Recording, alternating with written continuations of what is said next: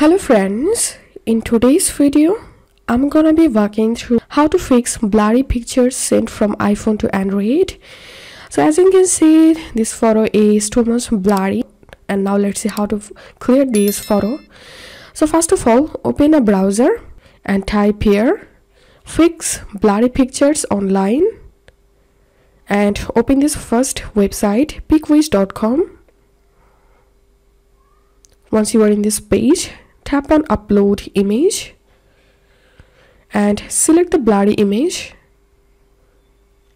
and here you can see the before and after result, and also you can select 4x to get more clear photo, more clear result, and you can see the result here.